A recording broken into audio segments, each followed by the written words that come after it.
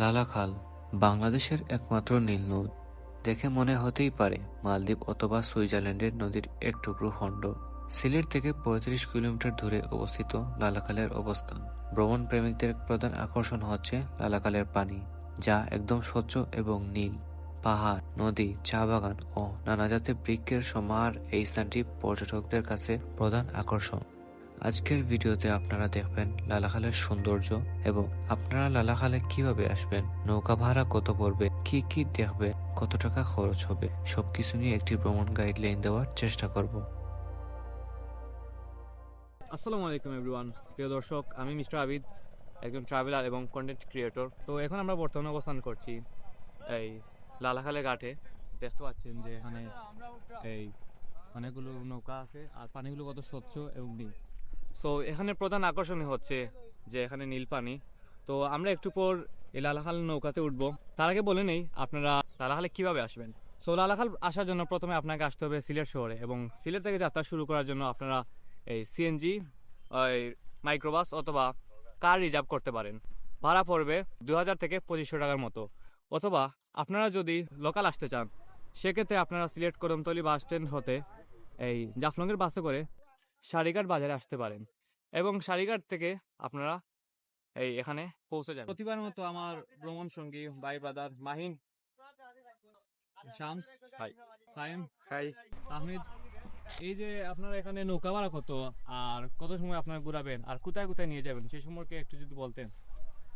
নৌকা ভাড়া হইলো ১৬৫০ টাকা। এই লালাখাল, চা বাগান, 0 পয়েন্ট ওগুলা ওইগুলাতে দেখাই। আমরা ঘুরে আসবো। হ্যাঁ। আচ্ছা, আর তো সময় লাগে যে আপ ডাউন 1.5 ঘন্টা, আর আপনার ইচ্ছা। আমাদের ইচ্ছে মতো আনলিমিটেড করতে পারবো। হ্যাঁ। আর এটা কি ভাড়া কি ফিক্সড? হ্যাঁ, ভাড়া ফিক্সড। আচ্ছা, তো থ্যাংক ইউ। হ্যাঁ, সো এটা হচ্ছে আমাদের নৌকা। আমরা উঠবো।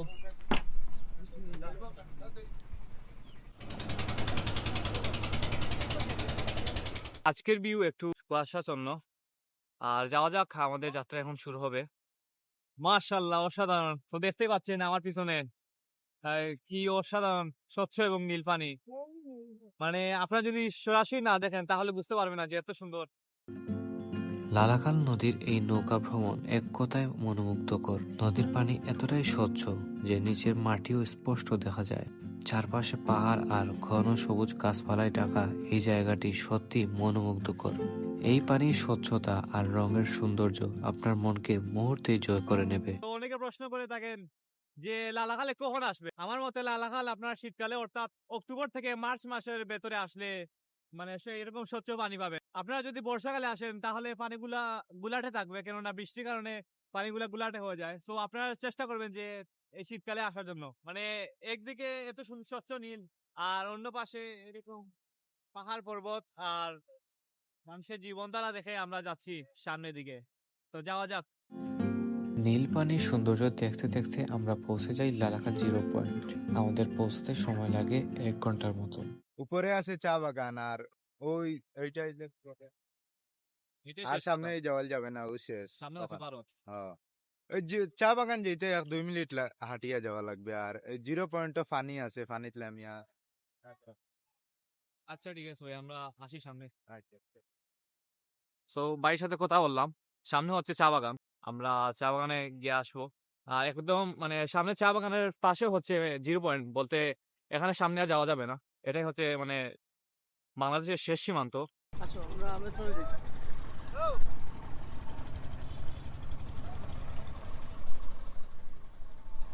সো এখানে আসলে আপনারা এই লোকাল দোকানগুলো পেয়ে যাবেন। দেখতেছি শসা, চিপস, বিস্কুট বাগারা সবাই কিনতেছে। আমরা সামনের দিকে যাচ্ছি, যাওয়া যাক। না, দেখা যাচ্ছে সামনে চা বাগান। এখন সময় হচ্ছে দুপুর 2টা, কিন্তু দেখে মনে হচ্ছে যেন এই সন্ধ্যার সময় হয়ে গেছে। আর কুয়াশার কারণে আর কি এত সুন্দর ভিউ। ভাই, একবারে শেষ সীমান্ত কোন জায়গা? নদীর পারে পারে যদি যান অনেক দূর আছে। মানে যাওয়া যাবে, কোনো সমস্যা নাই তো? না, ইন্ডিয়ার 0 পয়েন্ট কিন্তু 0 পয়েন্ট এদিকে অনেক দূর আছে। ওই দেশে পরিবহন সেল, ওই হ্যাঁ, লাস্ট ইন্ডিয়া। ওই সুলেমানটা হচ্ছে ইন্ডিয়া। এটি অনেক উপরে যাওয়া যাবে। সো প্রিয় দর্শক, লালাখালি ভিডিও ছিল আজকে এই পর্যন্ত। যদি ভিডিওটি ভালো লেগে থাকে অবশ্যই একটি লাইক করবেন এবং কমেন্ট করে আপনার মন্তব্য জানাবেন। এরকম নতুন নতুন ভ্রমণ ভিডিও পেতে চাইলে আমার চ্যানেলটি সাবস্ক্রাইব করে রাখতে পারেন এবং আমার ফেসবুক পেজটি ফলো দিয়ে রাখতে পারেন। সো সবাই ভালো থাকবেন। আসসালামু আলাইকুম।